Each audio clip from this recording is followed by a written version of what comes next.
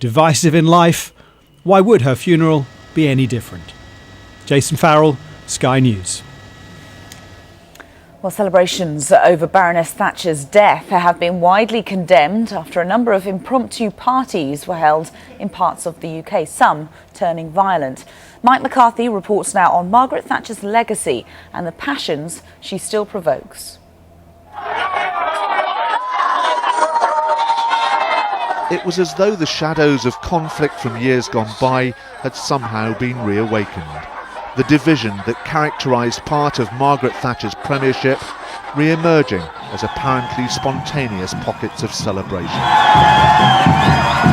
As much of the nation mourned, Brixton's ritzy cinema sign provided opportunity for some to mock. In Bristol, riot police were on standby, while a party mood gripped this group in Glasgow.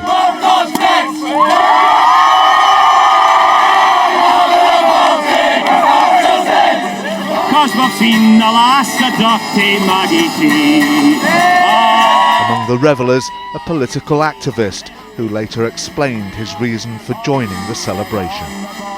The woman that saved Britain, I mean, whatever she did or didn't do, she never saved the country. Indeed, she almost broke Britain, particularly in relation to Scotland. She's driven us to independence or no far off it. But I think it's more personal than that. I mean, genuinely, as someone who very much is one of Thatcher's children, my first vote was in the 1979 election, and I went to university in the early 80s. Just the stories of people that went to me here at Glasgow University from all over the west of Scotland. They came when their parents were in good jobs and respectable lifestyles, and over the course of their degree, over 3 or 4 years, they went from, you know, middle-income households, respectable households, to close-on destitution. And their fathers and mothers who were affected by that really never ever recovered, never ever got a job. So, I mean, if you want to know who I was specifically partying for last night, it was people like that. There's no talk of mourning here either.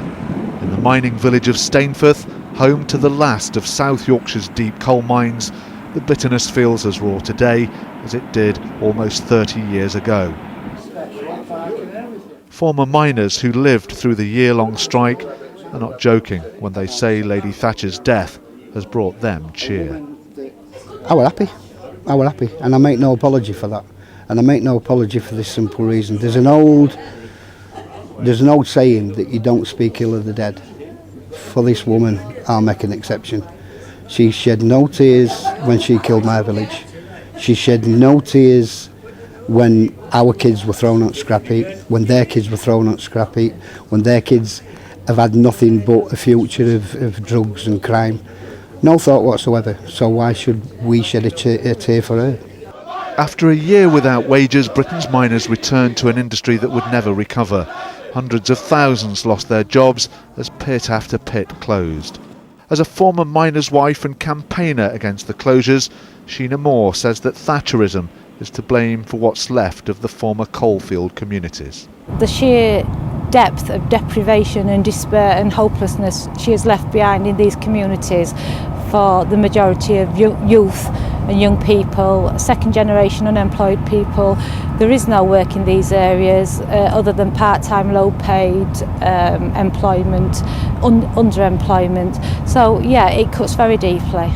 There are some people here, of course, who do mourn the passing of the former Prime Minister and credit Thatcherism for enabling them to buy their council house or prosper with a small business. But knowing how raw the miners' strike wounds still are, they express their views quietly and privately.